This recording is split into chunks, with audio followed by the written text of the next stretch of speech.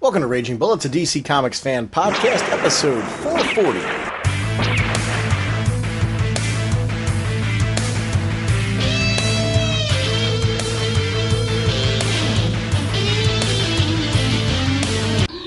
Welcome to Raging Bullets. I'm Sean Whalen, drnorge. I'm joined as always by my co-host Jim, the sensei of the whatnot Segulin, the elder statesman of the podcast, the master of the monarchy, and the duke of you-know. How's it going, eh?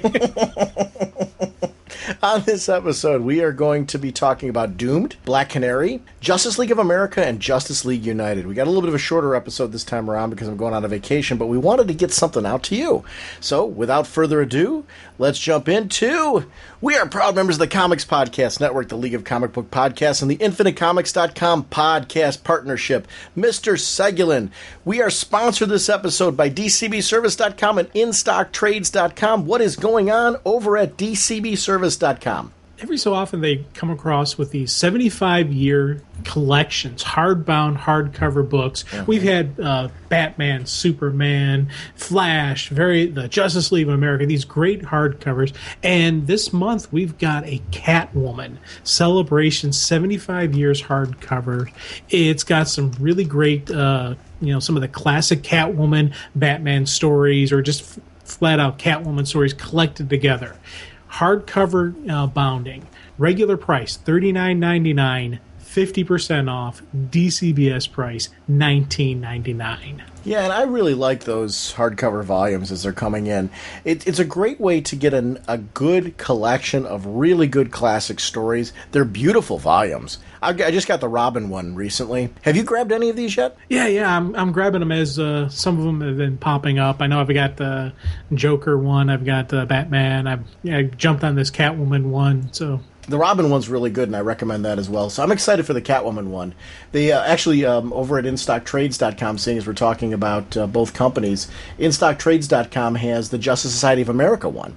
And that's 50% off, only $19.99. It's part of their deals of the week. They also have America versus the Justice Society of America trade paperback. That's 50% off, only $7.49. Fables Volume 22 is over there, 50% off, only $8.99. The Legends of the Dark Knight, talking about another collection. Norm Breyfogle. It's 50% off, only $24.99. This is a 520-page book. It collects Batman Annual 11 and 12, Detective Comics 579, 582 to 594, and 601 to 607, all featuring his artwork. There's villains such as the Ventriloquist, Scarface, the Crime Doctor, the Demon, a horde of clay faces, and more. It's a really cool-looking volume, and that's, again, 50% off, only $24.99. Remember that InStockTrades.com is your source for your collected edition needs. DCBService.com is your pre-order source. They're a digital partner. Make sure to link your Comixology and MyDigitalComics.com accounts, and also do your shopping through their portal. James, what kind of a podcast are we? Raging Bullets is a spoiler podcast. We go in-depth into plotline, story twists, and whatnot of the comics we're discussing on today's show. So, if you haven't read the books, you may want to come back later so you can better enjoy the show. King Segulin, let's talk some comics.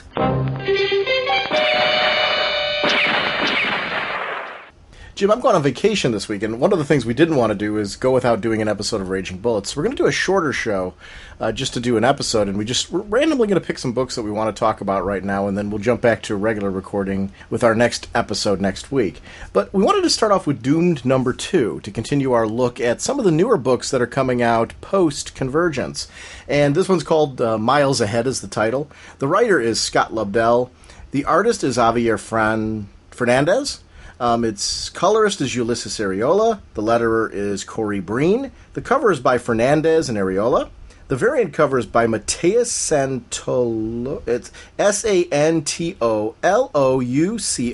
The assistant editor is Andrew Marino. The editor is Paul Comiskey. And the group editor is Eddie Berganza.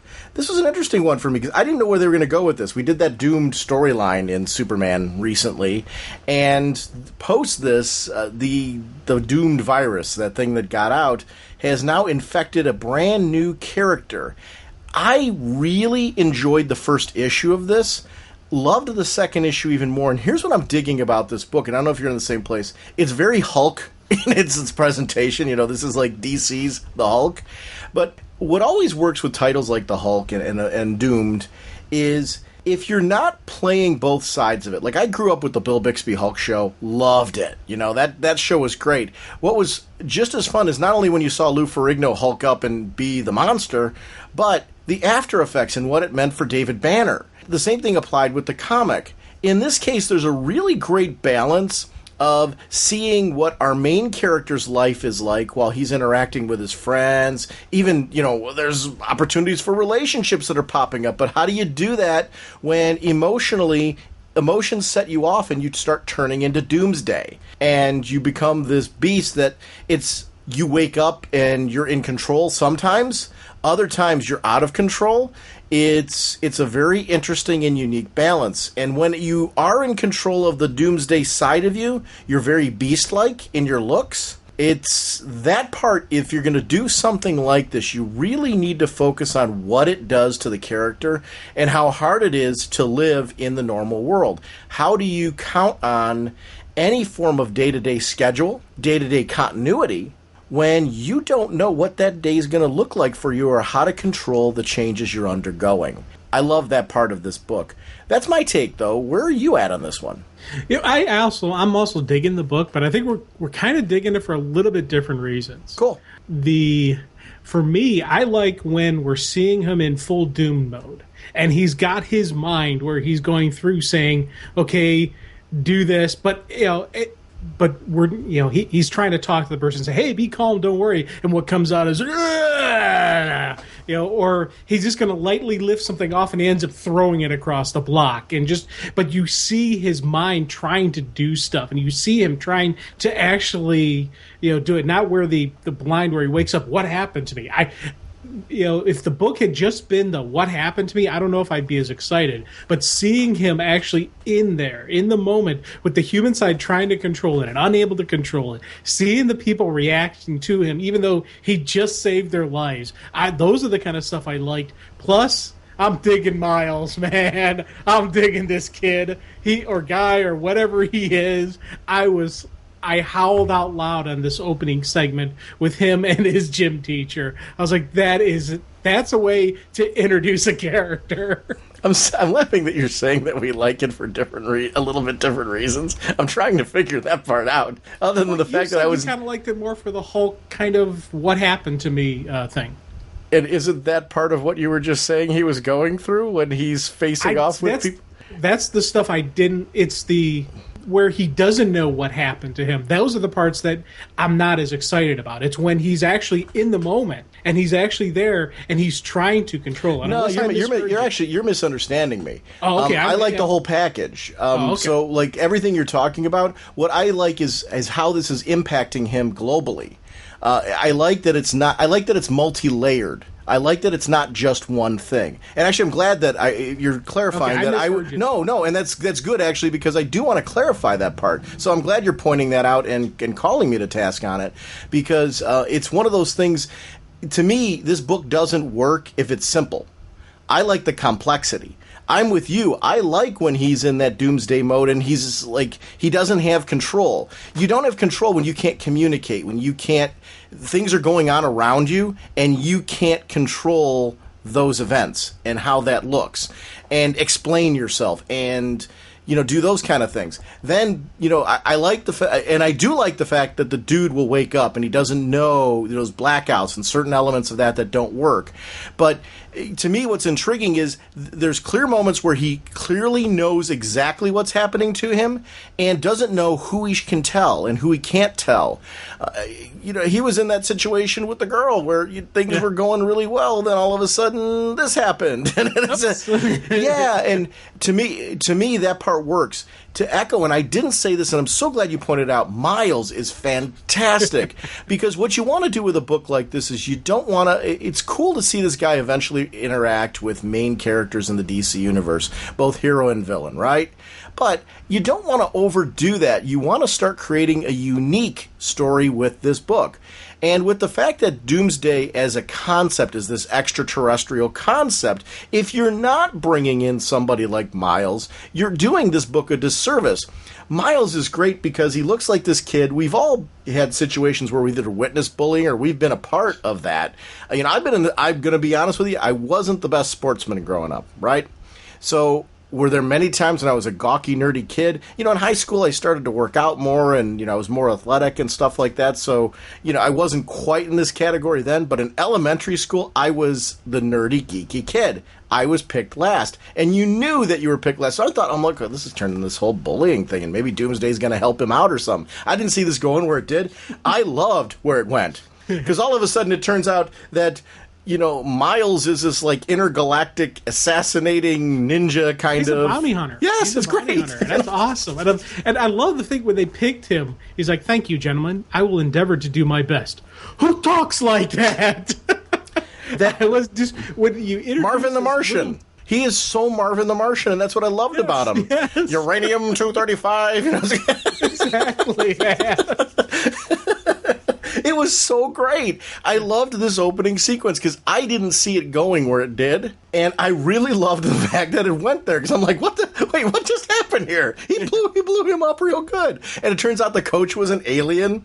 He's like sitting here like in the back of his head. He's like, I should like destroy them, but then he's like, better to let them follow their natural path and become fat and out of shape because that's where they're genetically gonna go. Yeah. And he walks off. I just love that aspect of it because these guys weren't part of the mission.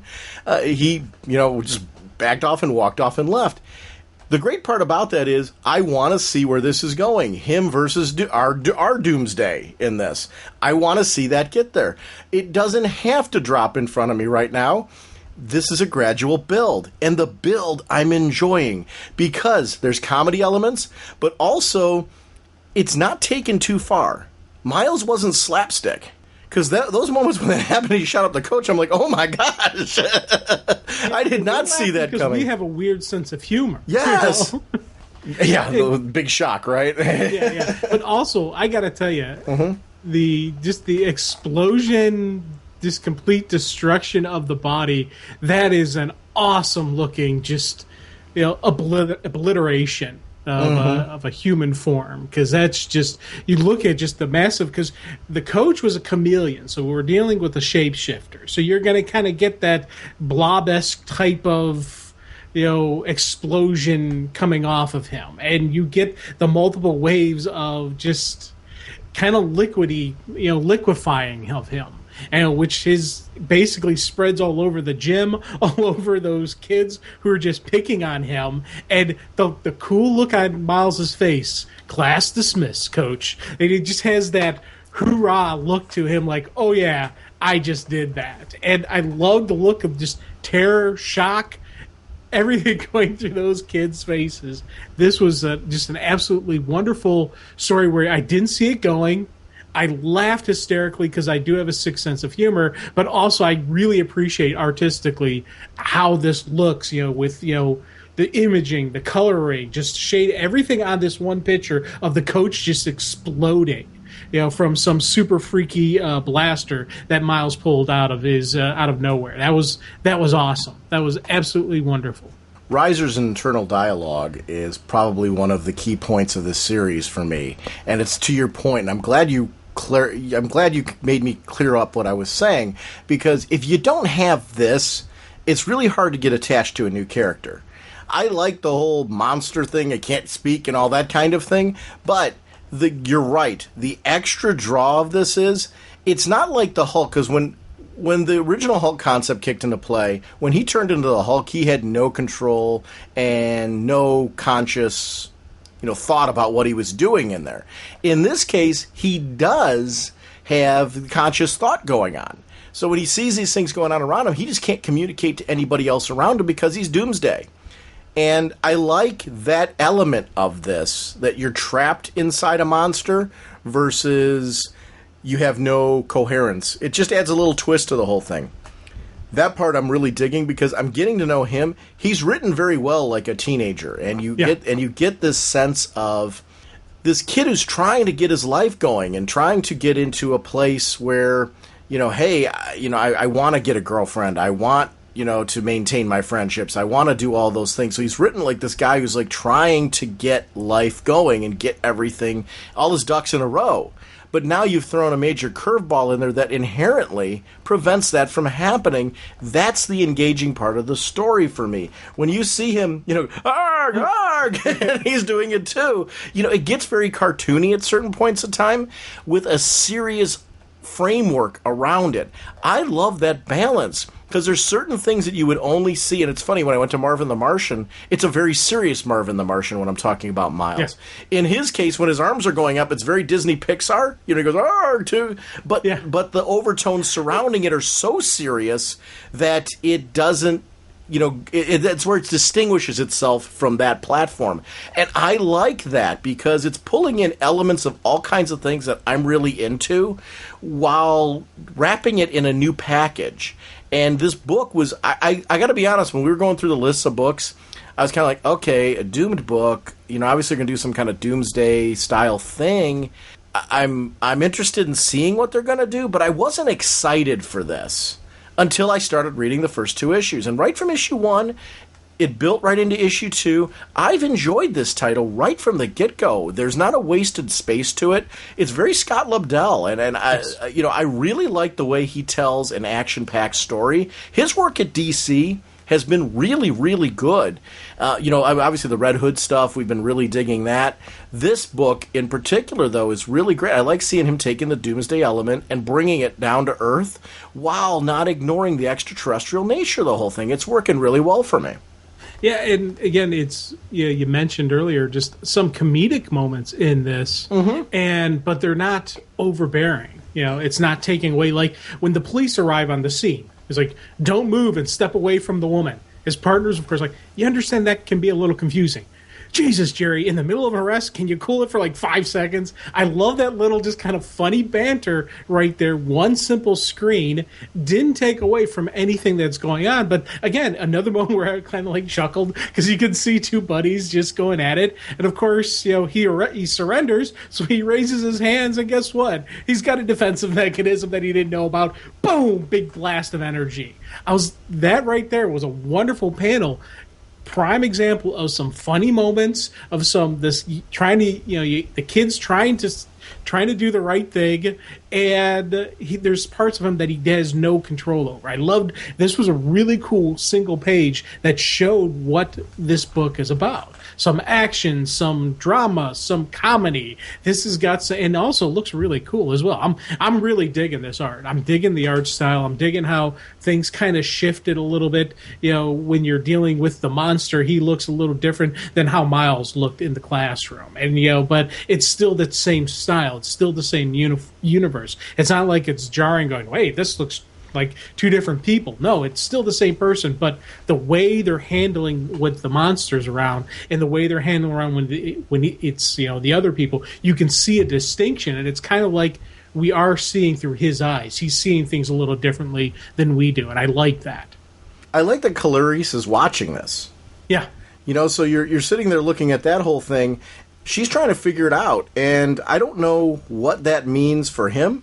Is she going to stay on the up and up with him? Are they going to become a couple? Is she somehow going to take advantage of this situation for her own purposes? I like that you see her very contemplative as she's watching all this one. She knows it's him, right? I believe so. That's my opinion, that she knows. If she knows that's him, I'm thinking. Just, that same scene you're talking about with her being very contemplative, and they're just sitting there thinking, looking, you can see she's studying the situation. She knows what's up. So I'm wondering what her angle is, and I can't wait to see. Yeah, that I still don't have a theory on that. Part of me is thinking negative, but I'm not sure on that one. I'm thinking. Part of me, I think we may see her trying to take advantage of the situation, and I don't want. I don't know. I say I don't want that, but it would be a really cool story, though. Yeah, I'm actually very intrigued by that. I want to know what's going on with her. What is her deal on this one? Is she on the up and up, or is she turning on him? I don't know. Yeah, I don't know how I want that to play out yet. And I think it's partially because we're 2 issues in only. I really don't have a solid grasp on everybody, but I am digging the support structure because you got his roommate who is this Spartan superhero, so he is so you got him. And eventually, are you gonna have the big fight sequence? Are they gonna realize what's gonna happen there? There's so many different ways they could go with that. Because traditional comic book lore, they would fight, and you would get the in costume fighting, out of costume friends. But are we gonna actually see that? Is this gonna be a little twist where he lets them know what's going on, and maybe in costume he's trying to help him, or is she trying to help him, and the other is there's so many different ways you can go with this story, and I'm like curious to see how it's actually going to play out. And I think that when you get a brand new issue, brand new comic, brand new character, and I'm saying what about this, it can go this way, there's so many different ways this can go. That's a great introduction on a story, because when the concept first came out, I was like, oh, okay, that could be kind of interesting, but I wasn't excited about it. Yeah. And after issue 2, I am excited about this because I want to see where she's going to play. Where's the roommate going to play? Is he going to be able to get more control over his abilities as time goes on, or is he going to get worse? Maybe he's at the best he's going to be, and he's going to start getting worse. Who knows what's going to happen with him? There's the whole freaky nature of his powers, and are they going to bring in other scientific type people? And if they bring in more people, does that add to his problems or add to the solution? There's so many. They got a lot of paths they can travel with this character, and I'm excited to be on the journey with him. She's the one that's the writer working on the book, right? Was going to be the roommate, but was the writer working on the book. Am I getting that one right? Yes. Okay. So it'll be interesting to see. I guess I don't see yet what the motivation would be, other than the fact that it'd make a great book topic. Yeah. But I don't see there being a lot of negative motivation driving her. It's not like she works for Star Labs or something like that, where you're kind of like, oh, cool, she's going to be the scientist who wants to experiment on him and that type of thing. I'm glad they're not going to that. I actually like the mystery behind where she's going to go with this. Is she going to stick with him, or is she going to compromise him? I don't know. And I like that I don't know. I like that it's not telegraphed, if that makes sense. I think we're naturally going to her being bad guy, because that's traditionally what ends up happening in this case. Right. I'm hoping it's not, just because it's different. I love her watching all this, from the side, trying to figure out. I take it that she's trying to figure out what's what. And I'm into that. It's a very different sort of story. The world, to your point, visually, this is a very good-looking book. It's got a great team aspect to it, and this is one that I'm excited for issue 3. And this is a concept that when it was first announced, because all we got was the title, Doomed. I was kind of like, okay, yeah, maybe I'll be into this, and I really am. This is a fun ride so far. Yeah, I'm happy with this. Our next discussion will be on Black Canary #2. The writer is Brendan Fletcher, with artist Annie Wu, colors by Lee Loughridge, letters by Steve Wands, cover by Annie Wu, with a variant cover by Babs Tarr. Assistant editor is Dave Wielgos, with editor Chris Conroy and group editor Mark Doyle. Now, we should definitely apologize for any name butchery, actually, on both, because I know I horribly butchered the first book. This title was an interesting one for me, because when I heard the concept of putting Black Canary in a rock band, I was really kind of like, oh no, really? We're doing this? And then this is an example of where, on paper, the idea is a little scary, but then when you see it in practice and start to see what's going on with her, this feels very Black Canary to me. Yes, big time. She's trying to get out of this, and she's actually asking the same question I just did. Like, what am I doing? And I loved that because it immediately connected me with her. What I like about this one is, when we've seen her in Batgirl, after the Birds of Prey stuff, she started to skew a little younger to me, at least in her presentation. And that obviously was due to the transition period she was in her life. What I love about this story is I think we've brought her back to a more mature level. She's been through a lot, that concept, and it's referenced quite a bit in the first 2 issues. What started happening with Ditto where Ditto's being, targeted, and we know that clearly Ditto has some kind of things going on by the whole guitar situation and all that, and Black Canary's saying, look, if we're going to keep moving forward and we're going to band together to protect Ditto, you're going to have to be trained. I'm going to, it's really her building her own Birds of Prey, her own band, for lack of a better term. They can't just be a group of musicians. They have to band together to defend Ditto. And it really is like this relationship of convenience right now, because they're all pretty clear they want to be done with each other when everything's... When this tour is done, they're done. Yeah, they're really... It's like, we're going to protect Ditto, we're going to solve this problem, and then we're going our separate ways. We don't want to be involved in your world, and you clearly don't want to be involved in our world. Enough's enough already. And that's part of what I'm digging about this book. I'm like, wow, I'm actually really heavily into this concept. It's working for me. Whereas in the beginning, when I heard about it, I was like, oh, no, because I'm a big fan of Black Canary. Having the character in a solo title or in Birds of Prey is something pretty important to me, because I want to read this character regularly. I like that the more that the story continues, the more she starts to feel like Dinah to me. And that's really important, because you're going to reboot and revamp a character, head a character into a drastically different direction. You lose her for me, you're losing me. And they haven't done that. Where are you at? We're in a very similar spot on this one. I am glad with issue 2 that we're seeing more of Dinah, and I'm seeing more of the person who was on Team 6, the person who was trained and has seen some nasty stuff in her life. It's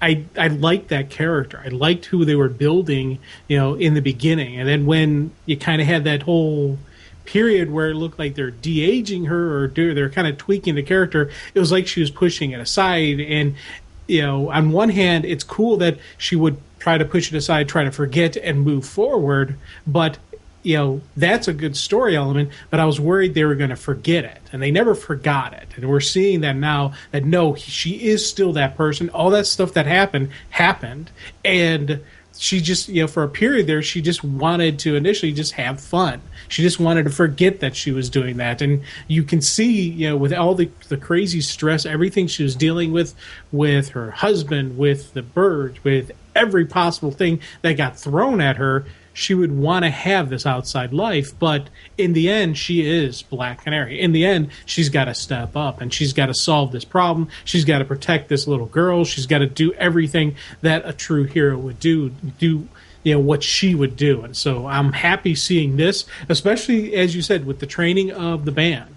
If they're going to be around this, you got to have at least some type of defensive. They're not going to be as good as her, but they'll be able to do something, add something to the firefight, if nothing else, and not just be a red shirt to take the first blow. We need somebody who can actually, do a little damage, throw down a little bit. And again, good writing in showing the training sequences, good writing in having little comedic moments inside these training sequences, like especially the one guy commenting about how, well, the gun training is a lot better than the physical hand-to-hand, and they show the guy getting completely creamed, in a couple little quick figure panels. I thought that was a nice little comedic moment tied in with the serious nature of what they're doing, but also within the groove of the story.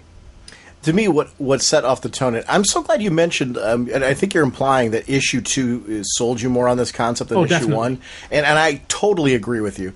Issue 1 was a lot of setup, and it worked well for me. It got me interested enough to read issue 2. Issue 2 is the one, when you see that opening page and you see Dinah standing there with the gun, the serious look on her face, the way that she carries herself, that's where I'm seeing more of the maturity, more of the history, more of... She's had a backstory to her, and we're starting to see that play out in this, and that really worked for me. I'm with you on the comedic moments. I enjoyed them. That worked really well in this whole scenario. These are newbies to the table. Dinah should be the one that they're rallying behind. It works like a good, funny action movie in those sequences because your main character is your serious one. When they go off and they realize they're being watched, and she sees that there's somebody watching them. She's got the sense that this is happening as well. That part really worked for me. But when you go back and you see the band, And, the one girl had shot up the targets all perfectly. Yeah. Realizing, whoa, we've got, a major player here. That also adds the question, though, what is her backstory? What is her history? How does she know how to shoot like that? Because you don't pick that up naturally. That's something that, even if you are a natural, you're not doing that out of the starting gate. There's other stories to be told here with the band. I'm interested in seeing what they are. And the key to that and the hook to that to me, if I'm not digging Dinah, you've lost me. Yeah. If I'm digging her and starting to feel like I'm connecting with her, you've got me on this one. I was really afraid about this book, mainly because of the fact that with Batgirl's New Direction, we seem to have lost Dinah. She was falling further and further back. With this, we're seeing, no, that was a short-term thing. Life kind of bottomed out on her, and we're building her back up again, and I like that. I actually like that her husband appears at the end of this one. So we're seeing that that's not being dropped. That's important to me, too, because you've built that in the New 52 as being part of the lore. Let's see where that goes from here as well. There's a lot to like about this book. It really was not what I expected. The Rock Band thing made me think it was going to be silly, and I was really wrong.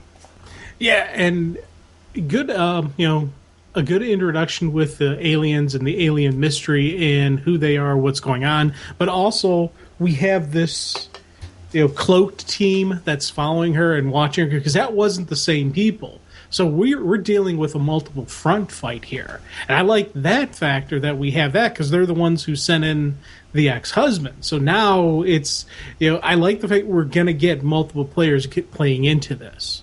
Again, just like with the other titles we talked about, if you've got that story where you're going, okay, what's this? What's going to happen next? Where is this going to go? When you start getting those mysteries and those questions, that intrigues you. And when you start getting intrigued with the story, you're like, okay, I want more of this. Give us a little mystery here. Give us some cool action sequence. So far each issue has had some really cool action sequences, has had some really cool character intrigue and questioning and whatnot, but it's also had just that further development of the overarching story. So this is, for me, it's as you said, issue 2 increased my enjoyment of this. Issue 2 has gotten me more got me closer to who Black Canary is now. What is going to happen? Where is this going to go? So when I start kind of having that for me is a success on a second issue. I like the page where it was like a news article on the band, if that makes sense. It was fun to see them kind of frame that there's something going on with the band right now. We're noticing a more serious nature to the band. Yeah. There's dittos being hidden from sight. These would be things that they'd be reporting on. Like the band had a certain looming kind of thing going on there, but also this idea that the former bandmate of the trio has been appearing in the audience. There was that first introduction there, and that showcase to her. Today, with today's TMZ thing, when a band starts to become on the radar, you're going to start following them. People are going to want to know what's going on with them. In many ways, it's kind of sad with the way music's gone nowadays, but sometimes these kind of things overshadow the music itself, and it's hard to get a beat on who are the really musically talented bands. It's more what kind of turmoil is going on behind the scenes. And this felt very current and very today for me, and it was also something that added a whole element to me of this story. Something I did not expect to be enjoying about this book. This book was a pleasant surprise for me because I really was worried. I don't think I realized consciously how worried I was until I noticed that when the first issue came out, I don't want to say avoided reading it, but I kept going to other things before it. I started realizing, I'm doing this because I'm worried about the direction. I'm worried about the character, because she's one that's important to me. For me to not jump to a Black Canary book is pretty strange. Because, Birds of Prey, reference on the show. Remember, I was begging you for a while to read Birds of Prey and like Birds of Prey on the show. So this is a character that's really high on my list, and we both loved when she was leader of the Justice League, for example, and things like that. So it's really critical that this book got her right. Issue 2 showed a lot of promise on a direction for her. They need more of this. Issue 2 really is a template for where I want them to build upon for the character. Issue 1 did a great job of setting up. Issue 2 is more where I want to go with Dinah Lance. Yeah, issue 2 is the building. Yes. It's, you said issue 1's your setup, issue 2 is your building. Issue 3, I think, is going to be a pretty cool confrontation with husband and wife. Going to play out. We have this introduction, as you said, of the former bandmate. It's weird because when they introduce a character like that, she could just be who everyone thinks she is and just be the former bandmate, or B, she could be tied up in the other freaky supernatural side, the freaky side of this, not the band side of this. And I think that's kind of a neat way they could go with this, where, for me, I would say keep her just the band side of it. And whereas initially I was like, I was curious and I was like, that could be interesting, but I wasn't as excited for the band story, the band life. I think by adding these band characters and developing this band, I think that could actually be also a neat story to be told within this, with the band turmoil and just how the band reacts to stuff. So bringing in a person who's purely just the musical side of it, that could make for, again, that could be some kind of cool stuff with it. The hair dyeing bit I thought was really funny. I will say this, that was when I started realizing, I'm like, you know what? I'm starting to like the band. Because I like the main character, I'm starting to dig the band. Because they're like a lens into this whole situation. I didn't mind the comedy moment with her dyeing her hair because, she's talking about times when she's fought with Wonder Woman. And that's, I'm equipped for this because I fought with Wonder Woman. I actually quite liked all of that bit because, again, it's the way the main character's carrying herself. The art is working for me in this book. And that was something I didn't realize I would be into either. I think when I saw the preview cover to it, I was thinking this book was going to go one way. Now, clearly seeing the other, I find I appreciate the covers more because I didn't like them at first because I guess I thought we were continuing on a certain tone with the character. And this, on the other hand, has really been a pleasant surprise in that interior artwork is really strong in showing the separation of her and even her bandmates as far as maturity because they really defer to her. And I like that part of it. I like them deferring to her. I like that she's very quickly become a leader of a different kind because they know she's the only one who's got the experience to handle this, and that part's interesting. But the hair dye scene, I'm sitting here, I'm enjoying a hair dye scene in a comic book. What is wrong with me? And that just shows how well the writing is for those particular sequences. We could be here all day answering that question, by the way. Oh, I 100% agree to it. You know what else I liked with her when they were in the music store? Oh, yeah. And she starts humming. Yeah. And that starts playing off on the musical instruments. Those moments were really working for me as well. That led to the first initial confrontation and what I needed at this point, a battle. I love that the battle showed that, that collar that went around her neck, basically showing that we need to prepare for her powers, need to be able to handle that, to turn into hand-to-hand combat. That was fantastic. Her pulling out the flutes and using them as, sticks to fight with, I thought was great. It took a whole sequence of events and made for a really dynamic fight scene, which I'm like, oh my gosh, I was like, whew, thank goodness. They get the character. Thank you. Please. Improvise, adapt, and overcome. That's one of the cool factors that always was Black Canary for me. It's not just the canary cry. It is a trained martial artist. It is a person, and part of being trained martial artist isn't just knowing block, kick, punch. No, it's that bob and weave. It's the improvise. Some of the cool Dick Grayson fight sequences aren't just because he's trained combat. He's the acrobat who's modified martial arts to fit his style, to fit his way of his presence. She has modified her martial arts to fit her fighting, to fit her body, and that's what a true combat is about. You have to be able to personalize it. It's not just cookie cutter, karate or cookie cutter judo. This is an influx and just it's that groove that she gets going, and I think that is some of the cool Black Canary stuff. And seeing her exactly with you when she's grabbing the flutes and she's using them as the fighting sticks, and she's actually okay, you're ready for me, fine. Guess what? I'm not just that. I'm also some of this. Those are some cool Dinah moments where we still got to see. Yeah, she is awesome. artsy, gritty art style is what I like about it. It's artsy, which matches the theme of the book, but it's gritty, which matches the combat. The combat, I really loved that it was very street level. I loved the flows of the kicks and things like that with it.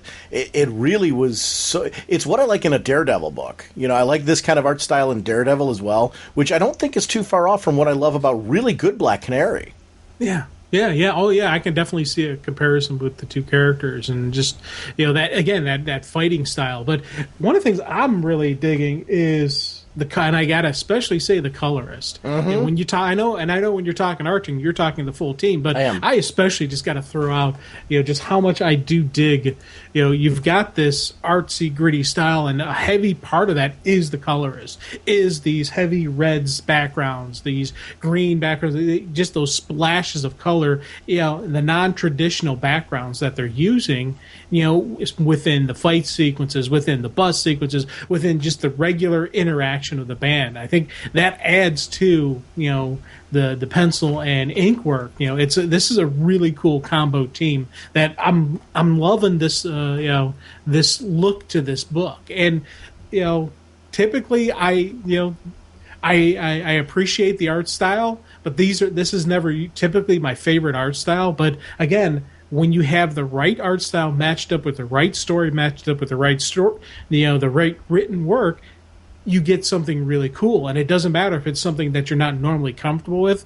If everything flows together, you're good to go. And this is something that I'm really, I'm seeing like, yeah, I like this. This is a cool groove. Yeah, that's what it was. It was. Were you? I guess. Let me ask you a question. I've shared a lot that this was a title that I don't think I knew. I think it was very subconscious to me. I don't think I knew that I was really, I guess, almost jaded against this book. I didn't know it until I saw how far I was pushing it down the stack when I was reading it. Were you in the same place I am, like worried about this title, or was that just me? I mean, and I'm comfortable either way with it. I don't know. With me, when I was looking at this, when it first came out, I was like, oh, okay. When we first heard the concept, I'm like, that could be kind of cool. With especially with her singing, her being in the rock band, traveling. I didn't know exactly where it was going to go, so I wasn't. But I was worried about the character because we saw some glimpses of a different Black Canary, in Batgirl right after the post Birds of Prey, when everything kind of shifted with Batgirl and her appearance shifted and Dinah's appearance kind of shifted. I was like, I was worried about the character because, as you said, I really did dig this character. And first issue, I was like, okay, we're seeing some of Black Canary. Then second issue, this is something. It's second issue build again for me for this title and for this character. So I don't want to say I was jaded against it, but I definitely put this at the bottom of my stack as my read order. This was one of the last ones from this week that I read just because I was like, oh, I got to read this, I got to read that, I got to read this. So even before we started recording, you asked me, hey, did you read Black Canary 2? I'm like, did I read Black Canary 2? I had to think for a second. Going, yeah, okay, yeah, I did read that. Yeah, because I had to remember which Black Canary, which issue I had read. So it's kind of so it was at the bottom of my stack. It's not at the top of my stack. Oh my God, this is wonderful! But it is definitely rising and definitely getting stronger. And it's a definite build issue, and it's definitely something I'm like, yeah, this is going to be kind of neat where this is going to go. If issue 2 is a sense of where this is going consistently, this will be continuing to rise up my stack. I'm with you in the sense that it started off very low. It's worked its way up to a good middle ground book right now, but issue 2 pushed it heavily up the stack. So issue 3 right now I'm all in. Issue 3 will not be a bottom of the stack read. I'm interested. I want to see where this story is going. And it really was not just the reveal of Kurt at the end.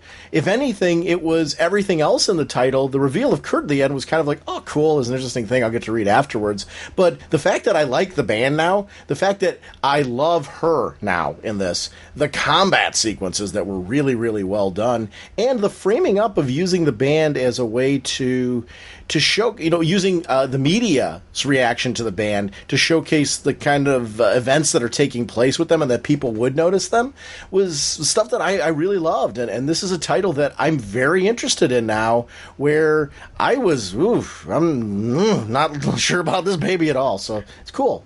I'm glad to see this book's there. Let's talk some Justice League. Our next review is going to be of Justice League of America number 2, Power and Glory Part 2 by Brian Hitch, inks by Daniel Henriquez, Andrew Curry and Brian Hitch, colors by Alex Sinclair, letters by Chris Eliopoulos, assists by Amadeo Turro, and edits by Brian Cunningham. Cover by Brian Hitch and Alex Sinclair. Teen Titans Go variant cover by Craig Rousseau. Superman created by Jerry Siegel and Joe Shuster by special arrangement with the Jerry Siegel family.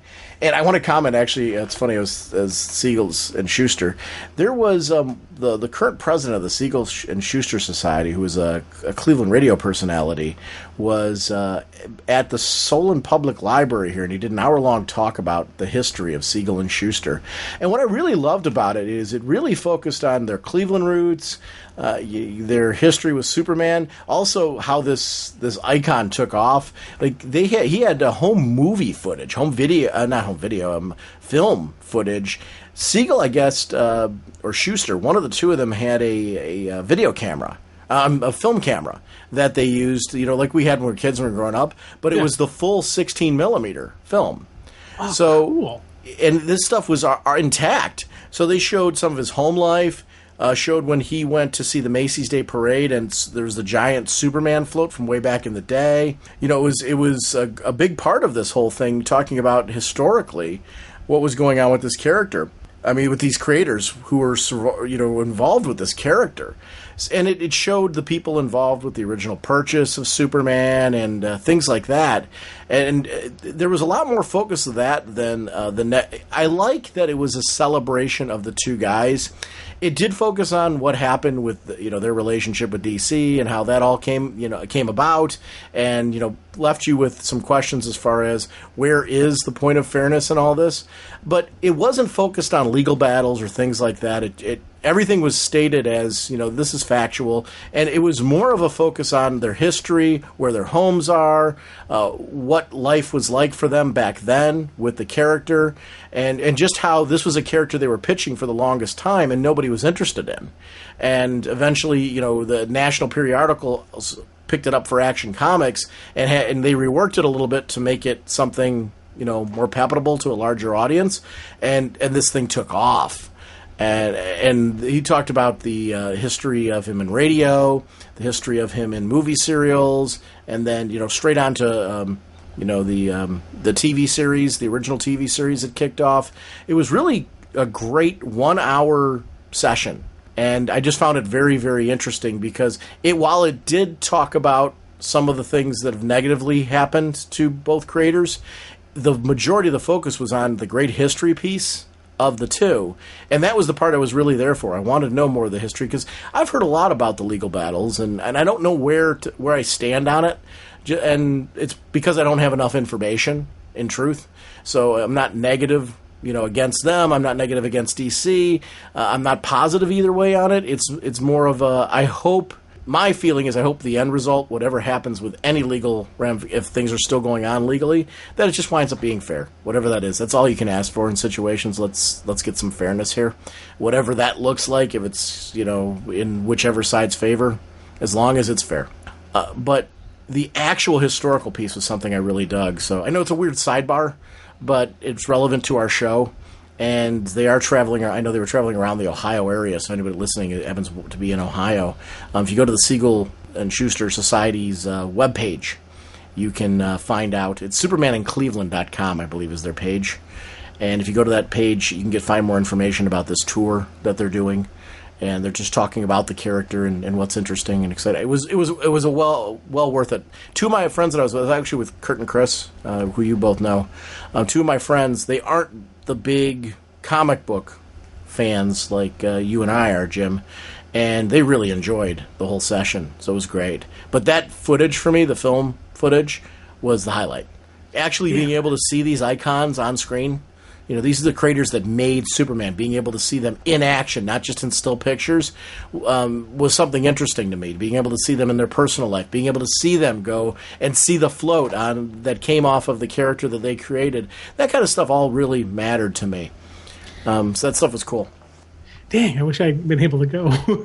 They are touring. The tour's continuing though. They're going all over the place. So I recommend going there and seeing if there's something else coming that you can go see. That's interesting. Now back to Justice League, which actually it's appropriate to talk about Superman in relation to this because the story going on here is very interesting. At the end of issue 1, Superman encounters for the first time Rao. Yeah. You know, the god from Krypton who's coming. So the interesting part is, in Krypton lore has played into Superman stories. It's played on the idea, Great Rao and all that kind of stuff, has been a part of Superman's history. But in the New 52 in particular, we haven't dealt with anything like this. I love that this, out of the starting gate, this book, I don't want to say it was under my radar. Knowing that Brian Hitch was going to be on it, I was very excited. But when you've got the Dark Side War going on in Jeff Johns' Justice League book, this was one where I was kind of like, cool, another Justice League book. I love the characters, great, I'm interested in reading it, but where's the hook? And Brian Hitch was the hook for me in the beginning. I love that now it's the story. The story that's being told here, the delivery of it. I like that it's drastically different than what's going on in Jeff Johns' book. It adds some validity and relevance to it. I also like it's the characters that, it predates what's going on with post-convergence with the characters, because there's some stories still to be told there. And eventually I do want to see this book come up to speed, just like I want to see the regular Justice League book with where the character status quos are now. But I'm fine with the fact that we're getting some more stories with them set pre-convergence, because I need to see that these team members had a relationship. It's been kind of like since the New 52 started, we had some really good and interesting Justice League stories, but I don't have that sense of longevity. And I like that this book, being a companion piece to what's going on in Justice League, is starting to give me a sense, this team's had some longevity. These guys do have a friendship.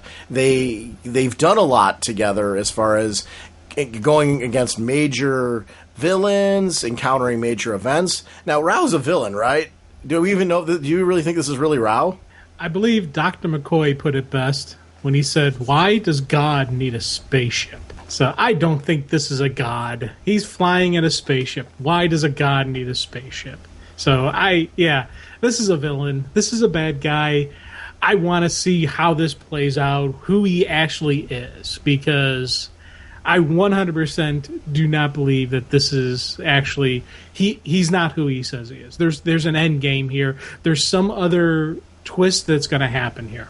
Do you think Rao is somehow influencing Superman mentally, or is it just this kind of sense of, wow, he's this overwhelming power come from Krypton and look what it's doing to me physically, that Superman's kind of in awe of the lore from Krypton? What do you think's going on there? There's some freaky going on with the brain. I don't know whether it's mental powers, whether it's something, what's actually happening, but he's got some type of control over Superman. It's not just a powerful being. It's not just him wanting to believe. There's probably some of that you think about some of your best, cons, some of your best mind games are where you want to believe the person. So you're kind of giving up some of your control and you're kind of giving up some of your logic. But I think there's also an outside force affecting Superman, that is, part of the whole manipulation he's doing. I don't think it's just, this powerful being, because Superman does want to believe. So that makes it easy for this guy to pull off the con. But it's not just the con. I think he's got a little enhancement going on as well.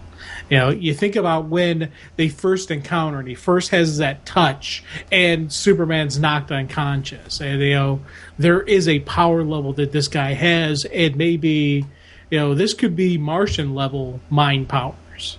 This could be that kind of type of deal, or it could be something else that's actually playing in. Yeah, the power set, you're right. And you're talking about Martian-level powers. There's something that clearly, because it seems like he's affecting the public.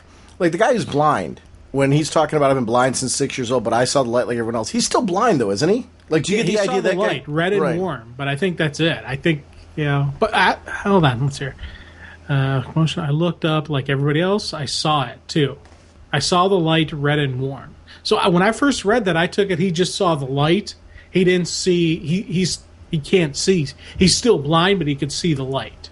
Which tells me that it could be again, massive mental powers. A massive mental subjection. Yeah. You think about the people who they're, on that same page where they're like, yeah, we've known each other for a long time, but I never thought of him in that way. And then the light of Rao came over us, and I just knew I was going to spend the rest of my life with her. It's, when you see stories like that, to me, I immediately go in Batman mode where I'm like, I don't trust this guy at all, because I don't know. It's, again, I'm a professional skeptic. That's what I do for a living. So, you see this, and there's got to be, and it's, again, it's there's some outside force that's affecting him. And I think Clark they got into because he wants to believe. Also, maybe the physical contact that he had with Rao, but Batman, Cyborg, they're skeptical, especially Batman. He's protecting himself. So we know it's not just a easy blanket. There's got to be, it's kind of like you have to have a doorway to go in. You got to have your entrance. You got to have that way to go. It's not just if you don't want to do it, I can force you to do it type of, logic. They're taking stuff and making it and adding to it. Yeah, and that part really, really works for me when that's happening. I love Aquaman's take on this one. Yeah. Where Aquaman's, basically sitting here like, I'm a skeptic of this too. Aquaman's even saying, I'm no god, and this idea that there's this perception out there. I like that the idea is public perception. How this guy's really it's almost like a giant marketing campaign that he's done, using some form of manipulation and power to do it. Because nowadays, a lot of our marketing is geared towards working on us subliminally, using certain words, and it's not like hypnotic, I don't mean it that way, but, there's certain words and things used to try and drum up centers. They do like market studies as far as if you use certain colors, if you use a certain type of voice, if you use certain vocabulary, it will drum up certain centers in people's minds, to give them a sense of believability to what you're trying to promote. And there's been research studies on that. In his case, it's taken to 11. I love the artwork on this one, too, by the way. I do want to say that again. This is a very, very pretty book. Yeah, and the thing I loved with the Aquaman sequence was now Krypton's god didn't do a great job there, did he?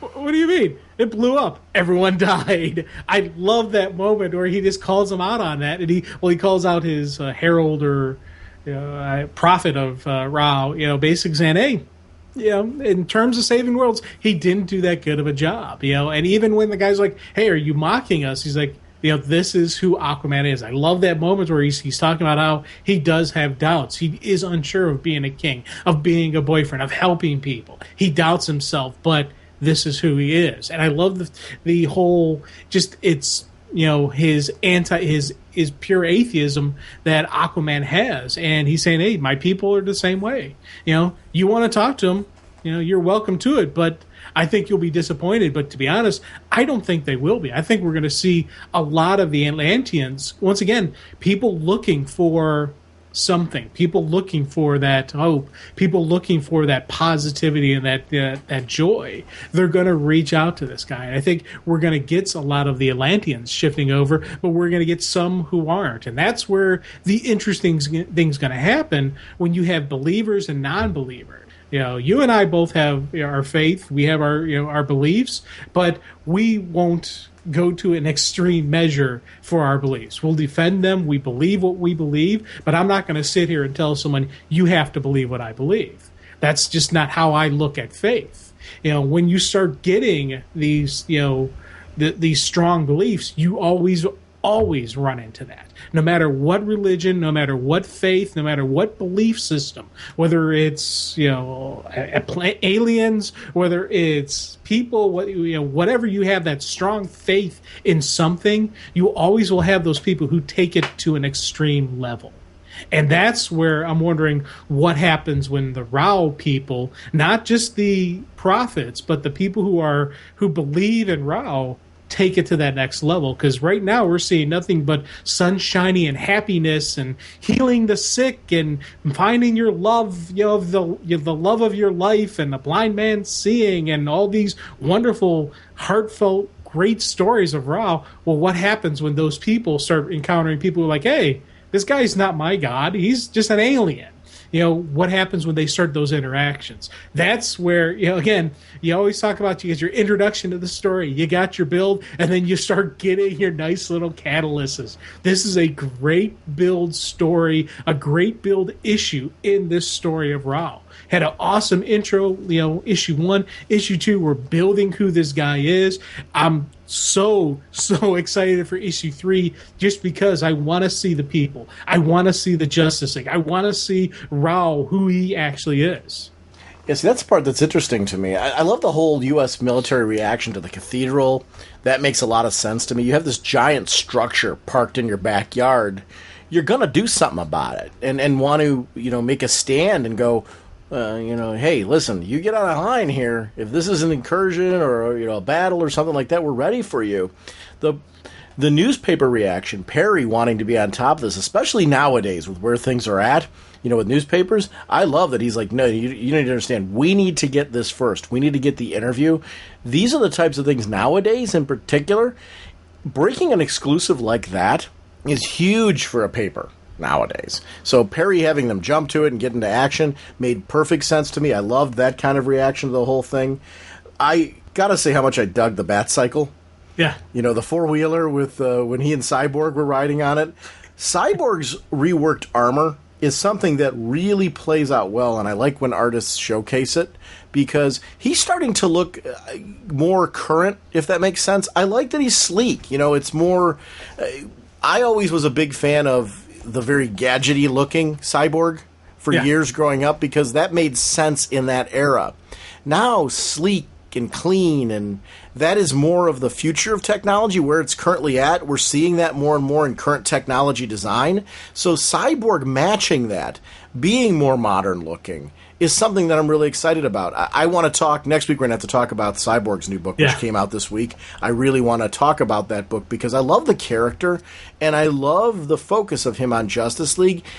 Breaking him into a solo book makes perfect sense because I'm going to be honest, every time I see him in a Justice League book, with how they're writing him now, it makes me want more of the character because I still feel like we haven't broken through yet with the character in a way that we can, and the only way you do that is a solo title. Having him on the Justice League was a great way to set him up in a higher on the bar. But if you really want to do this, we need to see this character in a solo title. I'm excited for that aspect of it, mainly because of his appearances in Justice League, I think, and in other titles where Justice League comes in as guests and he's such a major player in those. I just want to see more of the character and want to get in the head of the character more because I love what they're doing with him. The rework with the Forever Evil storyline of the armor was really welcome to me. Oh, big time. And I'm glad that they showed the modification. As you talked about the sleekerness of it, it was told within the story. Again, there's an explanation as to why he was initially big and bulky and how he was initially, built and designed because it was kind of an improvised, adapt, let's throw this together. It wasn't anything, that they could sit down and plan and think about it. When the armor kind of worked itself, Cyborg had been thinking about this. Cyborg had been thinking about how making modifications and changes and stuff that needs to be done. And it's, as you said, with technology, there's always the upgrade. There's always the change, and he's going to look at what he needs to modify based on different experiences he's had. He's one of those guys where I could see him actually, even if he needs to get a little bit bulkier on the armor and have like some add-ons and stuff like that, where we talk about the back costumes have modified for environment situations. Cyborg's another one of those characters who could very easily modify and very easily tweak here and tweak there for the situation. And him and Batman working together, that is a great combo of these two. And especially love the fact that Bruce has not trusted him with the protocols to the Batcave. Now, I'm betting Cyborg, if he wanted to, could hack it. But it's that whole, there is a level of respect that he has for Bruce that he's not going to do that to him. He's going to wait until Batman trusts him enough to allow him the keys to the kingdom and actually allow him in. And those were some kind of cool just those cool moments between these two, because they are very similar in their stylings, but they are such dramatic, different people in that Cyborg, to me, has more of a positiveness to him. He's got his nature of who he is. He's not as bitter as Batman is, and Batman is that he's the skeptic. He is the person who's always thinking somebody has an angle. Where Cyborg is a little bit more trusting of people, but he's not an idiot. He's not just blindly going to go, oh, sure, this is great. He's going to look at it going, okay, what's going on here? But it's kind of, no one's at the intensity level that Batman is, but Cyborg still has a little bit of those qualities. That's why I like seeing those two work together. I would love to see Cyborg try to hack the Batcave. And there's a key word I said there, try. You don't think he can pull it off? First of all, here's the thing. Batman's counting on him to do it if he turns. That's probably where the trap is. Oh, yeah, probably. Probably. Yeah. Because if Cyborg's going to hack him, you have to give up a piece of yourself. Cyborg's opening up his gateway into, so there would be a counterattack. It wouldn't just be a defensive. He would, the back computer would go on the offensive against a Cyborg attack. Yeah. I feel like that's where the danger would be for Cyborg. I could be wrong. It'd be interesting I would love to read that and see what that looks like. That'd be kind of neat to see, who could outdo it. Yeah. So I'll be curious to see where that goes. Because at some point, that would be a fun story. Or Cyborg to encounter some form of Batman protocol against him. That'd be interesting to see. Well, we see the Superman protocols. Oh, yeah. And I love Kryptonian protocols. I love the fact that when Bruce tells Alfred, "Hey, bring me a copy of the Kryptonian protocols." This is again what I talked about, where Cyborg isn't completely, he's not on the level of Batman when it comes to the skepticism and the preparation and just who he is, because nobody is that level. And he's like, "Wait, what are you talking about?" He's like, "I prepare for everything," and I love just that moment between them that. He's got to have these natural protocols. He's got a plan in case Superman goes bad, or in case they come across someone, another Kryptonian that's not their friend. What's going to happen? And again, I want to see how this plays out with the protocols against Rao. Is he actually Kryptonian? Because I'm thinking that he's not going to be. I think there's something else to him. Yeah, I don't know. I'm pretty open on that end. I liked seeing him with the president, but what was framing it up was Lois Lane's story. And I liked that it was an objective piece. Yes. Where, Lois is basically talking about all her fears, but also going through the history of look what happened when Superman came in. Look about the new gods. Look about the Olympian gods, Justice League, Wonder Woman's war. Going over the history and how these are things that are a part of us. But what happens now, we got a god here we can touch. And it's no longer a symbol. This God's right here. What does that mean for us? What is that something that's good? Is it something that's bad? I loved the Lois Lane article. Yeah. Because that was a great way to frame up her thought process, and it was a good use of writing with that character as well. And that sequence, I like the fact that when you look at where Lois is working, looks like she's working at Clark Kent's desk. Now, you look at the image where she's typing, there's the Kent nameplate, and there's actually a Superman mug right there.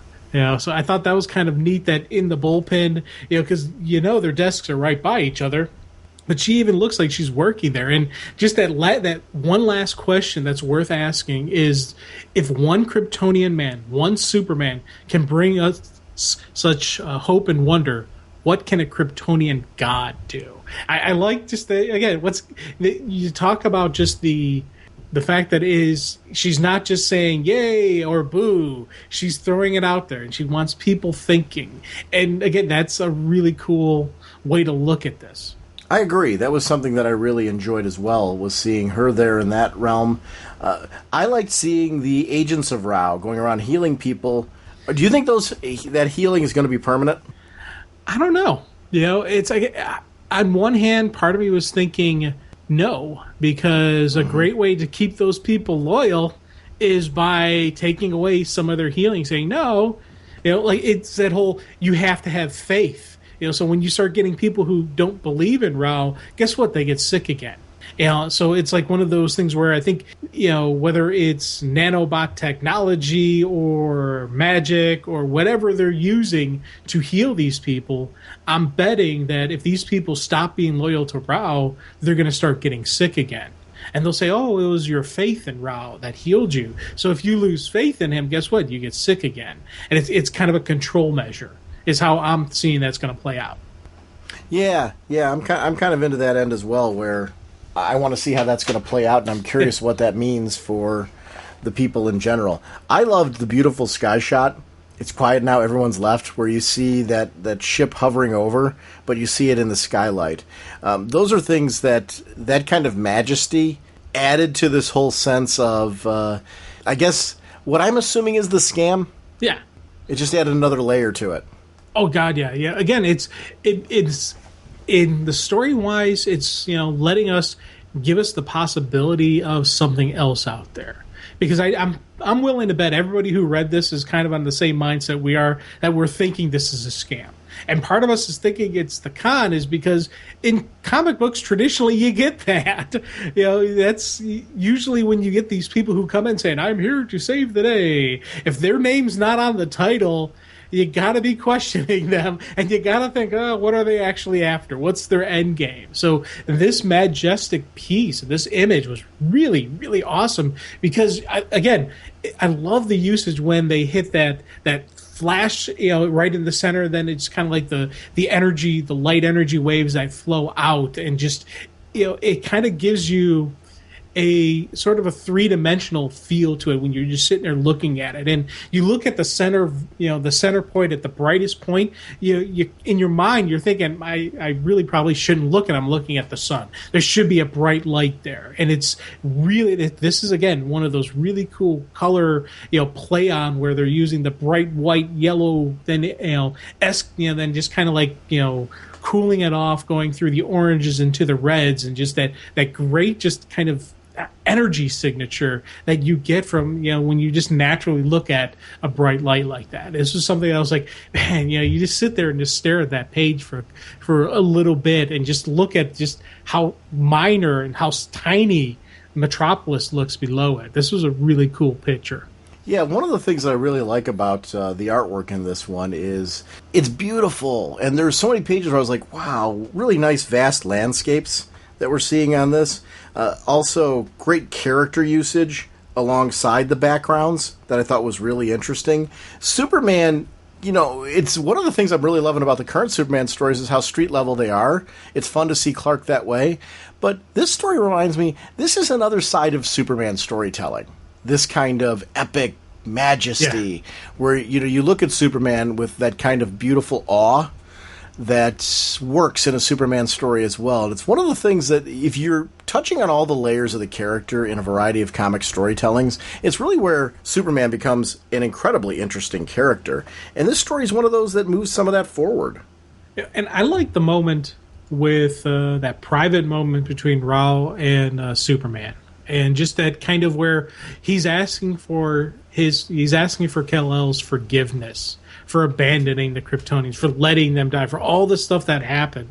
I left. If I had saved, maybe Krypton might never have died. And I like that moment. You needed to have that humility from this character because, again, it's part of that really locking Superman into this. If he the whole time was saying, I am, this God, you must worship me, that would have put us that would have kind of puts a little bit of doubt in Superman's mind. But he's got this great guy who's like, hey, this, if anybody ever brings up the fact that, I don't know, he's calling himself a god, but you don't understand, he actually knelt to me and asked for my forgiveness. It's kind of that, it really brings that connectability that right now that Clark has with Rao. And it again, it's one of those locks it in, cements just the con, cements the mind games that he's playing on him. And it's why part of me thinks it's not just about the con. There is something else going there. And this is seriously allowing, him more control, more into Clark's brain. Yeah, I would agree with that too. I think it's those type of things that are all doing that. There's a manipulation going on here. I love that we see those sequences framed with Batman analyzing the situation. You know, it's a great Superman and Batman character-driven story between the two of them. I'm going to be very curious to see what happens if Superman all along was a skeptic and maybe he's just playing along, or what happens when Superman figures it out, because he's going to at some point. That part's going to be very interesting. I was initially thinking that that Superman's just playing along, but part of me really thinks he's got him, and he's locked in there because of all the different people that Clark's introduced him to. Clark stepped up and brought him to the UN, brought him to the U.S. He's really been in the forefront of saying, hey, this guy's a good guy, you can trust him. This is, somebody you guys need to listen to, somebody who can help this planet. If Clark was skeptical of this guy, he wouldn't be that dramatic with what he's doing. And, he just because he's putting himself so far out there, so much in representing, and endorsing him. So I'm thinking he's got Clark. But again, he doesn't have Batman, and we see in the end that he doesn't have Diana either. Yeah, that was the part that really... Olympus. Yeah. Diana is a wonderful character in this, and I love when they have the gods of Olympus involved in all this. That type of thing. When I saw that was another beautiful piece at the end. I found myself marveling at that, because you had Diana in a very small scale, looking at something so vast surrounding her. It added to me more of a sense of overwhelming destruction.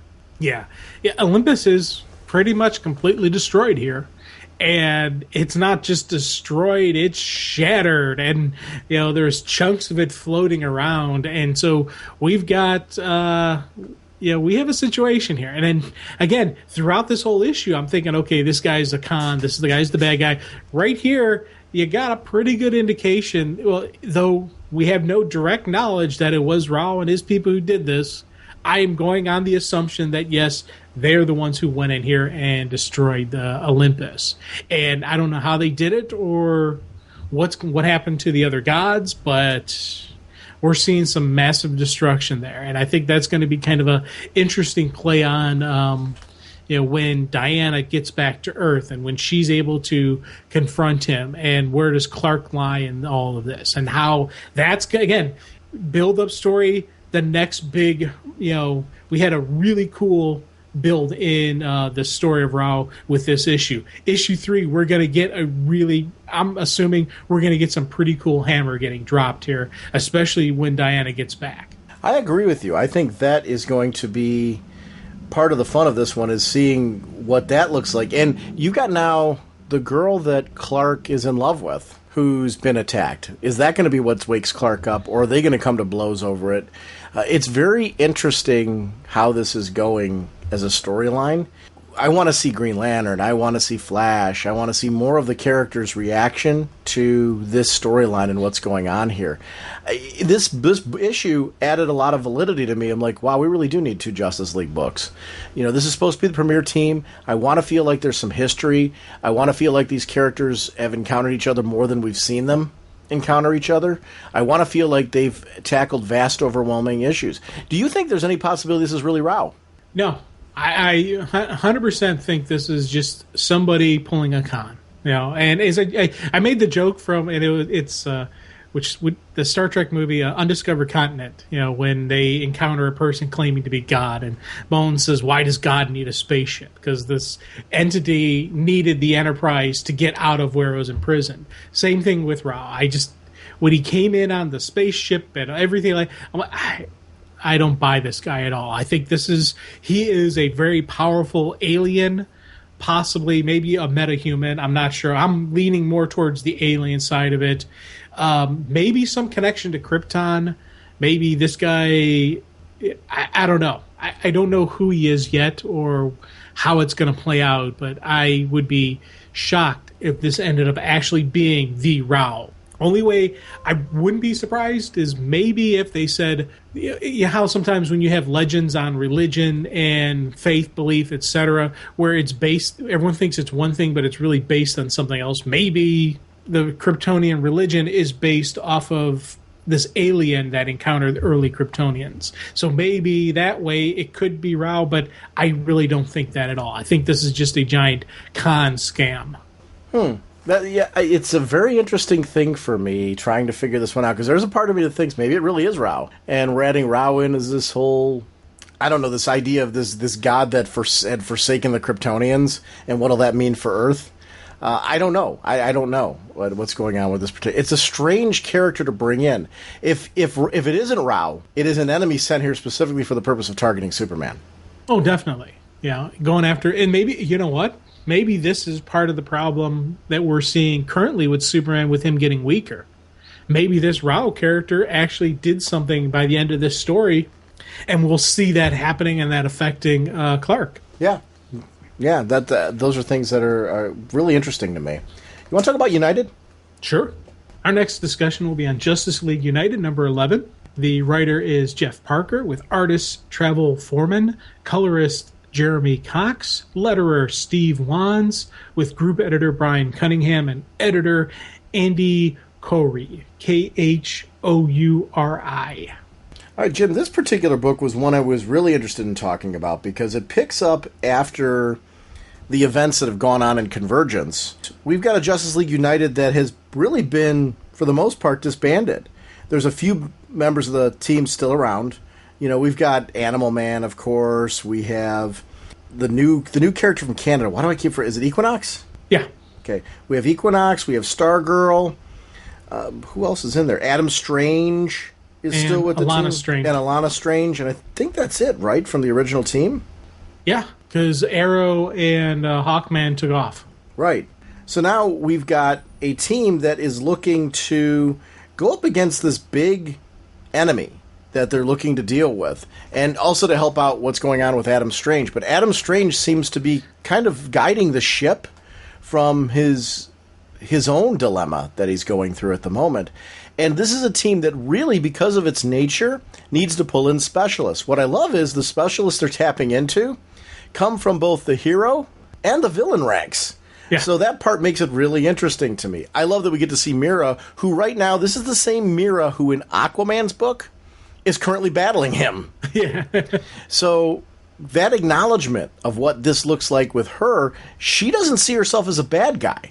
That part's interesting to me. No, it's this is one of those where that sneak peek, that came out during the Conversions really was a cool, and I want to say must read, just because you get the full story of why they're building the team and who they're going through and recruitment and stuff like that. But picking up this issue where it goes off, you kind of do, they do a great job of giving you the groove. If you didn't know, if you hadn't read that before, you're able to pick it up and understand what's going on. And you're able to see Adam trapped in the Zeta Beam and seeing this unlikely team going after it and the formation of this unlikely team. And it was one of those things where I was glad I read the preview, and it was kind of a neat, now you know the rest of the story. But the main focus, they did a great job with this focus on, in case you didn't read it. Because I'm willing to bet there are probably a lot of people who didn't read it who started picking this up going, wait, Swamp Thing, okay, I can see. What, what's Etrigan doing on a Justice League team? What's going on here? That's Poison Ivy? Why is she there? And I like just how they open with that, and then they show you the building of the team. They show you why these people were selected. It was a great usage of this issue of the introduction of the team, introduction of the concept of that's going to be Justice League United. It's not just going to be a set team. We're going to get a more rotating cast. We're going to have our standards, but we are going to add extra specialists in there. And I thought that's a really way to look at and deal with Justice League. I've really been enjoying Jeff Parker's writing in DC and his handling of characters, but also crafting adventures that are unique and set themselves apart from other books that are going on.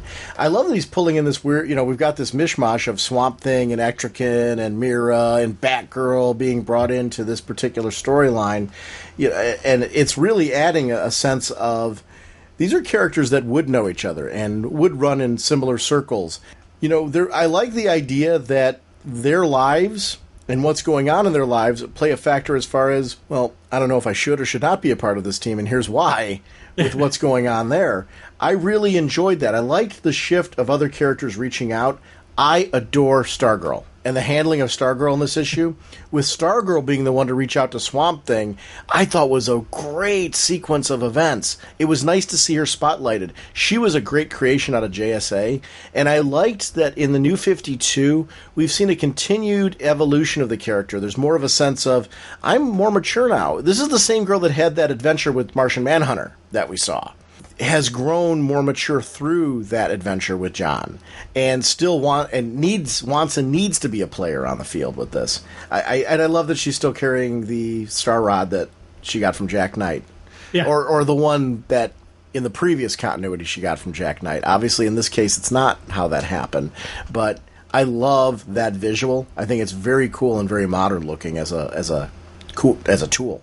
Yeah, and I love this, again, with you, those are that funny moment of when she's blasting the water, trying to get his attention, and he just larger-than-life giant Swamp Thing pops up. Will you stop disturbing the estuary? I thought that was just, she's like, ah! Once again, little funny moment in there that I like seeing just this massive, massive power of Swamp Thing, where he's initially out there, and then he scales it back down to a smaller version, so when he's having that one-on-one conversation with her. Again, there's some really cool stuff with Swamp Thing that I really digged about the story, and I digged about that series, and I wish continued on. So when I read this, I see this, like, oh cool, we're gonna get a regular Swamp Thing, all right. And you get to the end, by the ending, you're like, do we still have a regular Swamp Thing story going on? This is gonna think I'm nuts. That Batgirl costume's really starting to grow on me. Like, when I see it in this sequence with her and Poison Ivy and what was going on there, I'm like, boy, I preferred the previous Batgirl costume. This one is starting to grow on me. I'm starting to like it. Especially, I love the art team's handling of it in this book. I thought it looks really good in this book. Yeah. Oh, yeah. And I don't think that's crazy. Yeah, you've said a lot of other crazier stuff than that, but that's a good point. No, seriously, I'll agree with you on, and even in her own book, and just the way the costume is developing, and it's tweaking, and it's going on, and it's based out of the original. This costume that was originally created was because her previous uniforms all got destroyed, and and it's one of those things, as time goes on, she's building and she's adding stuff to the arsenal. So again, it's because the costume is a work in progress, and that's some of the cool stuff with any of the Bat family costumes, where they're going to change this, they're going to change that, and so again, it fits in there. And little stuff like, I do like the fact she wears the boots, the combat boots, because it would make more sense for her in the fighting, not to have something solid, and just again the style, the format of it. There's some really cool Batgirl stuff going on that really fits who Batgirl is. So I agree with you. I'm digging the costume.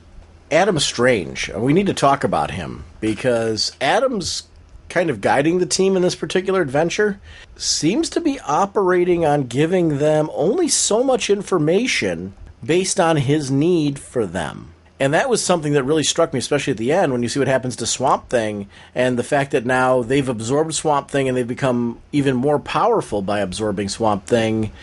He's making a chess move here, and he's under the assumption that this chess move is going to pay off. But it's a heck of a gamble, because if he's wrong, it not only dooms that team, but has the potential to doom the planet.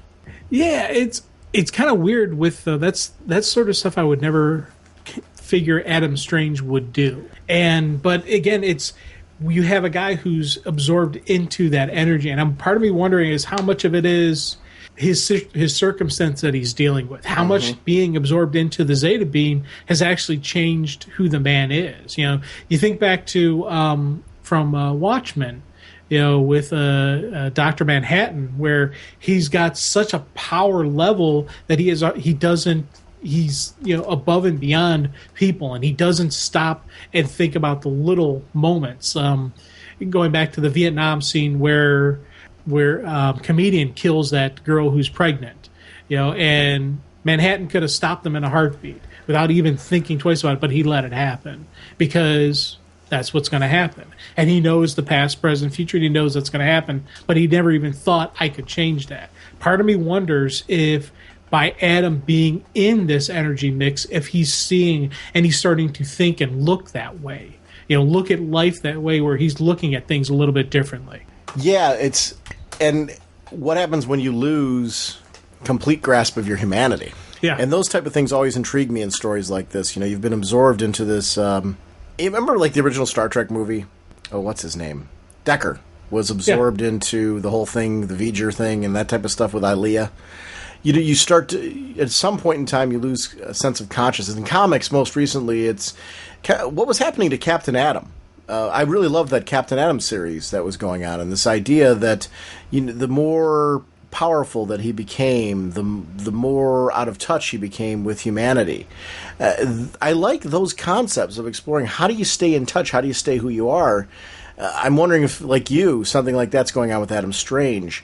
There is a creep factor to this story. It brings in supernatural elements into Justice League, and you're seeing a Justice League team, a unique kind of a mishmash Justice League team, of heroes trying to deal with this menace to Earth that only they'd notice. It's kind of under everybody else's radar, and this team has to act on their own, and it shows, while our main team is handling the huge events that we're seeing in their books, there are things going on that other people need to step up and band together and do. That's where United, I think, plays off really well.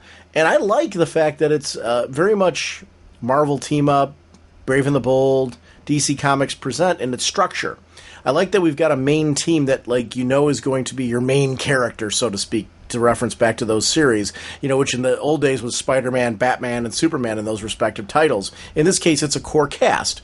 But to me, the more fun part of that is, for this arc, Justice League United's guest crew is going to be Swamp Thing, and Poison Ivy, and Mira, and, that kind of stuff as it's going through, to me, adds an excitement to this book, and it's going to keep me interested and intrigued in it, because Avengers always did this sense of that they had currently active members, but then they had these the members, I forget what they called them. They were inactive members. Reservists. Yeah, thank you. They had the Avengers Reserve members that were there on call. So whenever you looked at a list of Avengers in in the history, the Marvel Handbook or something like that, it would go through an overwhelming list of characters that were members of the team.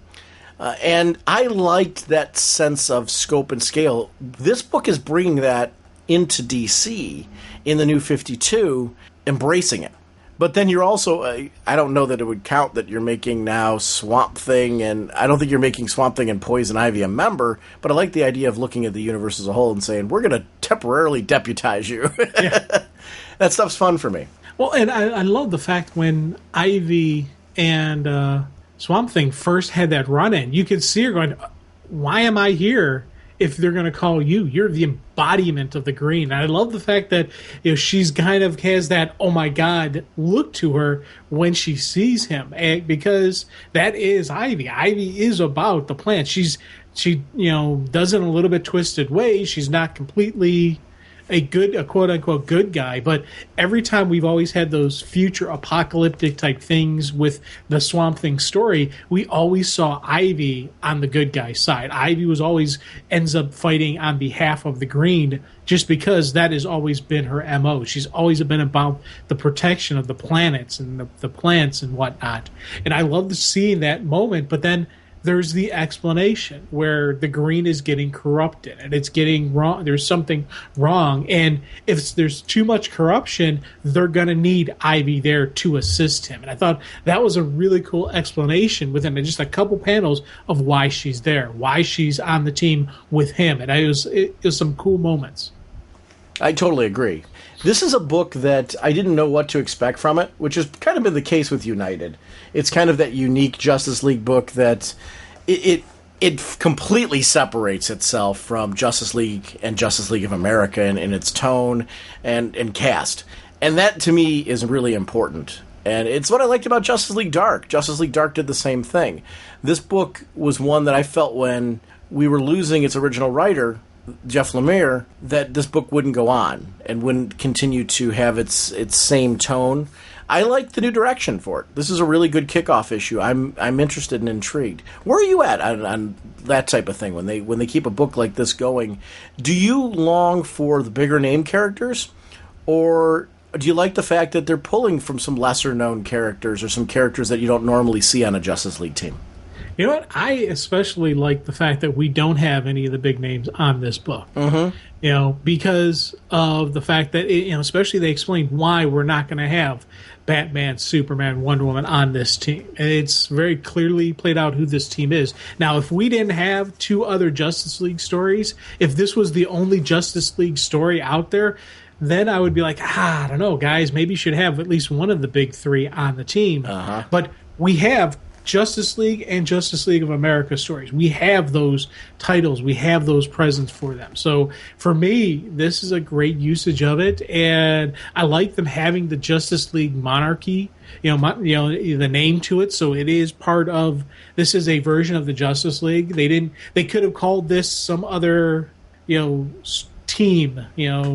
The good guys or whatever they want. I don't care. Whatever they give it a name. I can't think of anything off the top of my head, but I like the fact they did throw out. They did add the Justice League because that is such a name known as this is the heroes. These are the people who are going to help out. It's funny because Justice League Dark didn't like being called Justice League Dark because it was the code name that the government had given them, and they're like, this isn't us. We don't like that, but it was still continued on with the book, still even made reference to it, and it was comical to them, whereas this team really does like the monarchy of Justice League United. You mean moniker. What did I keep saying? You keep saying monarchy, and I'm laughing as you're saying it because I totally know where you're going for. You're going for moniker, but when you keep saying monarchy, it makes it sound like the Justice League. Yes, the Justice League is the ruling class, yes. Which in many ways there is an element to that. The Justice League is, the top tier kind of ruling class in teams. But I was laughing as you're saying, I'm like, I so know that dude's going for moniker here. That could be the name of the team, the Justice Monarchs. That makes it sound like a football team. Or a butterfly. Oh, yeah. But it's a cool book. I'm really enjoying this.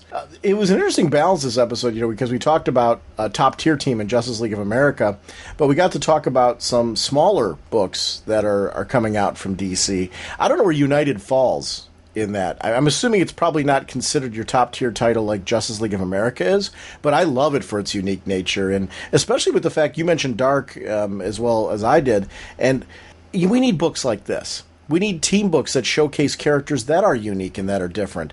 And I don't want one of the big names on this book, mainly because of the fact that they're in the others. It's nice to see these characters spotlighted. You're right, it's different if they're not already present on a team. In this case, they are. So seeing as they're plenty busy, embrace this. This works for me. I'm excited to see what comes from this title moving forward. I like that we got to see some faces that we've only seen in Justice League Dark on this team. Especially seeing the Demon and seeing Swamp Thing as a part of this whole thing, because they're quirky. They had a whole other mix to it. Mira, I wish she was part of the main cast, because I love reading Mira on a team because of her power levels. Yes, and they did a really good job with writing and handling of Mira here, especially given everything going on in the Aquaman title. This is obviously directly connected to that, so there's going to have, I don't know if they're going to be references or crossovers or whatnot, but this is a really cool, again, I've always wanted Mira, more Mira stories, because I thought there's so much they could do with the character, because she's got a similar type of power levels on Aquaman, but when you start getting to the whole magic, the whole water magic, and just her control over water, and just the sheer diversities that she has from Aquaman. I really like that, and I think they're using her very solid here. I agree. Holy caffeine! I want to wind. Yeah. Easy for you to say. That's right. Apparently, it's not. I want to remind everyone about our show voicemail line. It's 1 440-388-4434 or Dr. Norge on Skype. If you speak mumble or if perhaps you're a doomsday monster, you probably caught what I said earlier. So please, we'd love to have you a part of our show, so feel free to call into our voicemail line. Remember, our website is ragingbullets.com. That's where you find out when our new episodes are released. It does feed into our Twitter account. I also post that always to our Facebook fan page. Besides the Facebook fan page, we've got an amazing Facebook group community. The people that are there really run the show. It's their area. It's not ours. They have made it something really special. It's your place to go for news and commentary, and they do Skype. I'm not Skype, I shouldn't say. They do Google Hangouts and things like that to chat. There's blog postings from people that go up there all the time, links to other podcasts. It's a wonderful pop culture community. Most of the conversation revolves around DC, but they also talk about video games and television shows and movies and Marvel and all kinds of other comic companies and things. So it's a really open discussion area. The great thing is it's fans. It's great fans. These are people that I consider friends. I love popping in just to see what people are talking about because it's great. If you've never been a part of a Facebook group before, remember that you have the option to turn on and off emails that you receive from that community. And I know a lot of times that's off-putting to people. It's like, oh, I joined this and I keep getting these emails. Don't be afraid to turn that off in the settings so that way you can control your experience when you go to the Facebook group. It's just a wonderful community. I love to pop in and see what people are doing and talking about, and I just want to thank everyone who's a part of it. We're also on Google+. We have personal, and we also have a show page on Google+. We are available on the PlayStation Network. I have an account on there and would love to certainly hook up with you if you want to follow me on there as well. Basically, we love connecting with you, so whatever's the easiest way, please go ahead and do that. James, we are sponsored by, once again, DCBService.com and InStockTrades.com. What's going on at DCB Service? Catwoman, a celebration of 75 years, hardcover edition. Regular price $23.99, DCBS half off, 50% off, DCBS price $19.99. Over at InStockTrades.com, just a reminder again that the deals of the week are all there. 50% off of titles like America versus the Just Society of America, 50% off $7.49. Fables Volume 22, 50% off only $8.99. Just Society of America, celebration of 75 years, 50% off only $19.99. Legends of the Dark Knight, Norm Brayfogle, 50% off, only $24.99. Apologies for name butcheries on that legend if I am. But they constantly have new books being added there to that Deals of the Week section. They also have tons of new releases, bestseller lists, the top sellers currently that are going on there. So it's a great way to kind of see what are people reading maybe that I'm not, that I might want to jump on board. So that's InStockTrades.com. And I want to thank both of those sites for continuing to support our show. Our next episode, Jim and I will be back in a week or so, and we will be talking about more of the new DC and where things are heading. We'll be talking about some of our top-tier favorites, and we will also be talking about some of the newer books that we haven't gotten to yet. So we will see you then. Bye! On November 13th, Sean Whalen was asked to stop constantly talking about comic books. That request came from his wife. Deep down, he knew she was right, but he also knew that someday he would find someone that would talk to him. With nowhere else to go, he appeared at the home of his childhood friend Jim Segulin. Sometime earlier, Segulin's boss had requested that he shut up about his comic books and never speak of them again. Can two grown men put out a DC Comics podcast without driving each other crazy? It's Raging Bullets, the DC Comics fan podcast.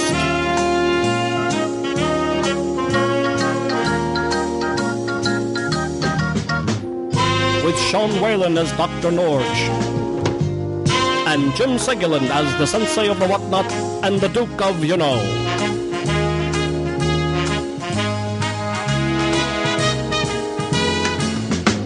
It's a spoiler podcast, so they will go in depth into the plot line, story twists, and whatnot of the comics they are reviewing. So if you haven't read the books, you may want to come back later so you may better enjoy the show.